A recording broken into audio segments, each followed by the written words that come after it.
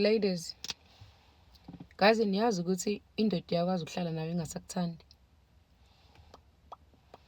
Uyazi ukuthi akusho ukuthi indoda mayihlala nawe iyakuthanda noma isakuthanda.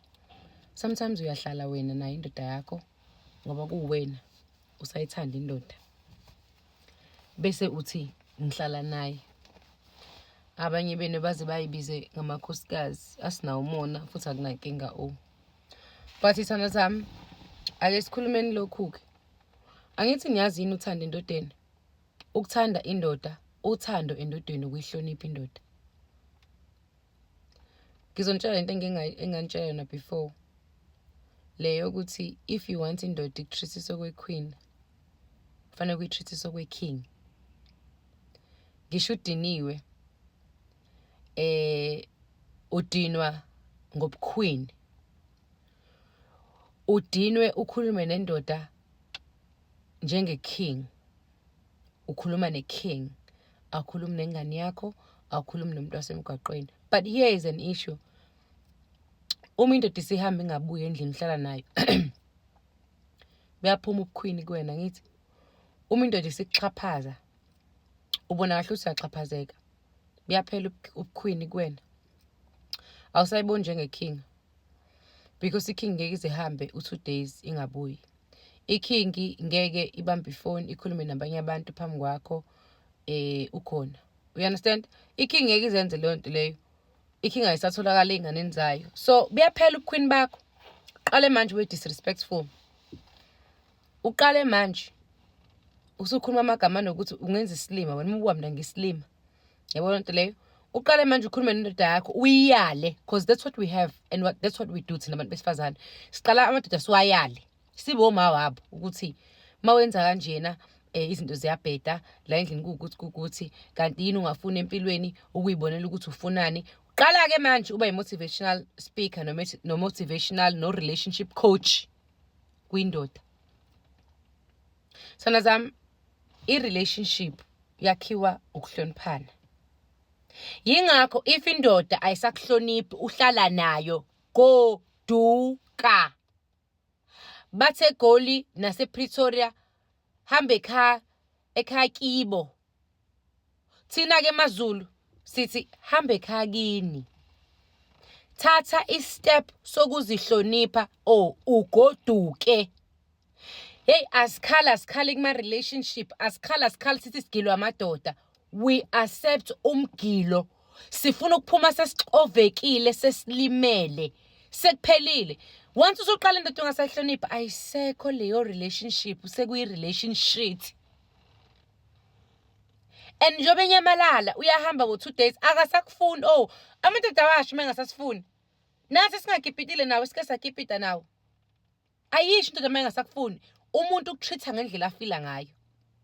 And guys, senza namadoda ifavor. Khane ezobuya nalomuntu wakhe sayakuyena lapha ngaphandle because there is no way whatsoever indoda ingahamba u2 days ibuye ingakuchazela ukuthi ibuya kephi. Ihlale 3 days, ihlale 1 week, iphinde futhi inyamalala iweekend ingabuyi. Ibuye nixabane izithulele. He doesn't care. Indoda engafuni ukukuluza. Ithi bumper to. Indoda ehambile yanyamalala a day. Noma yangalala ekhaya, ibuye iswabile. Ibuye ifuna ukuxolisa. You understand? Hayi ukuthi ifuna ibuye ixolise. Isho ukuthi ikhanda istory bengikubi. Indoda ehloniphayo ithi ihamba iyochitha, ipretend engathi isembedeni. Nikhulume, ivala ifoni, ithi good night, niyalala, ivuke lapho, ibiza amajita ayo bayahamba baye endaweni. Uthi mawufona wena, umuntu okhatatazela. Ukuthi nanguphe phone, nanguphe phone, itatazela. Le yakho ayithulelayo nje. Ingcono ukuthi ibambe ifoni iqamba amanka. Ithi hayi baby lana siyaphuza namajita uyeza ukuthi hayi amajita wena uweza wena ngemuva. Kodwa ibambile ifoni watatazela. Le yakho iyahamba nje ufone wena usenda ama message ithulele masibuya futhi sibuyile. Guys, there is this live videos esiwenzayo ku TikTok. I don't know where you're going to be watching this video from. But lema video sesiwenza ku TikTok. Ku request abantu. So sene topic. A request athi umuntu ngifuna ningitshela ukuthi ngenze njani ngoba indoda yenza 1 no 2 no 3. Njwani? Njwayini? njwani sisi njani? Kasi niboniswani? Yabona once waqala relationship wabona ukuthi kumele usike iadvice kusho ukuthi phuma ipheyiye ipheyiye. Yazi bafethu mina ngivele nga-understand what advice are you seeking ngoba nawe uyabona. And guys ake niyeke lento yokuthi ngikhethile ngoba ngikhethile ngisahamba uyayihetha ngoba nginitshela ukuthi if awunayo i-respect for umuntu ojola naye umuntu wesifazane iphele leyo relationship because amadoda indlela yokuthandwa kuwona ukuwahlonipha. Yingakho indoda ungafuni ukuthi uqome umunye umuntu because he need you ukuthi urespect ukuthi unaye. But bona kumele ukuthi basithande, basenze sibe secured, sibe safe. So uyazeni ukuthi maye provide ngemali, akuprovide ngesecurity, akuprovide ngeprotection. Ngisho yena ngakuthiwa khona akwenzayo eceleni, kodwa uyazi ukuthi he is providing lokho akuprovidayo kuwena. Mawukuthi uyolala ngaphandle, yabo, which is wrong nakhona. Ngaphela we all want ukuthi umuntu abe honest nawe. Nakho ku wrong lokho. Yabo, but yena usukazi kuwena ufuna ukuthi umhloniphe nje kuphela, umhloniphe. Lento yokuthi wachitha nami ngiyachitha. Let me tell you, and I've told you guys this before. Mawuhleli noDoda endlini, ngisho ungakhuleka kangakanani, ngeke izinto zakho zikuphumelelele. Mawuhleli nobunuku, yazi ngeke ngithi ngisho mawuphupha, uzophupha uDoda wodwa if ngaphansi kombhede kunezicathulo kunoDoda. Uzophupha uhujwa igebengu, uhujwa abantu befuna ukuklaba uhujwa. Icathulo ezingaphansi kombhede. Gcwele intuli kungcolile ngaphansi kombhede. Ayikho into ezofika kuwena ngaphezulu embhedeni ezofika right. So you clean under your bed. Fanele ukuthi kube clean in order for you to receive amaphupho right noma ungaphuphi at all. Uyacleanwa ngaphansi kombhede. Same thing again nakwi relationship. Angeke ukuthi uzuyithola i-relationship right nendoda yakho futhi izolokhu yaphuma ngaphandle iyodla because there is no doda ushiya endlini wena. Angisho ukuthi wena uDoda kodwa uzobe usuDoda empilweni yakhe ngoba akasakufuni kodwa he still with you. Akasakwazi ukuthi akhululeke acinge lo muntu amfunayo ashade ngoba nawe ubhizi uyancenga endlini. Uyilento ekumele ngabe ishiftile empilweni yakhe kodwa uyibekile ungazi nayo ukuthi uyibekeleni. Nawe you need to get a new guy, right? Udinga iboyfriend entsha, udinga umkhwenyana. Angeke uthole umkhwenyana ngoba ubeke lo Doda boyfriend ogilele imanga. Uconcentrate kuDoda ohleli kuwo. Guys, futhi ngikhuluma nabesifazane. Kanti yini enenza ukuthi nize nitsika ama-advice guys nikhala nithi kuyabheda ningafuni ukuphuma? Uthole enye indoda. Uma inkinga yakho ukuthi you can't be alone, you can't stay alone. Sana sami, rest assured, I'll tell you, I've done it.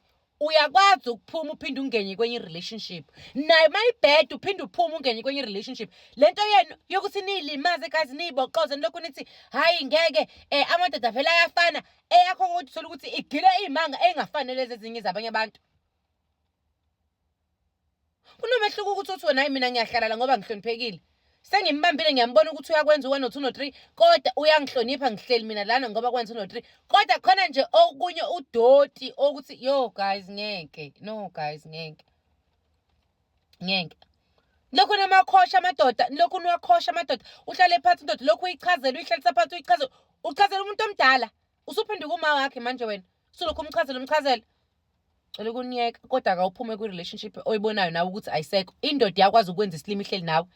Akusho ukuthi mawukipitile kusho ukuthi indoda iyakuthanda wena ayimthandi lo ngaphandle ngoba wena ukipitile. Indoda iyabuya nje ize ekhaya phela izoya kuphi izolala kuphi nendawo ngafanele izolala nawe bese uyalokhu uyayala. Ingakho hlobo ukuthenga itiye lami 250 rand mawune discharge unekhekhe elinuka unamanzi ngaphansi ama-Tipex awu10 leli uphuza nje i-Tipex elilodwa njalo ngosuku njengetiye. Yes kodwa ungawufaki ushukela umehluko ukuthi kulela alifaka ushukela u230 rand. Bese kuba khona leli elokushisisa ngaphansi elomsulu leli ke u130 rand uphuza i-Tipex elilodwa kanye ngesonto kuleli iQueen's Tea likwenza ube tight ngaphansi ushisa. Inamba yami kaWhatsApp 081 729 3262 081 729 3262. Ungakhohlwa ukungifollow ulike nevideo nibe right ngisayoposta lezi zinto kumuntu amuse eBelgium.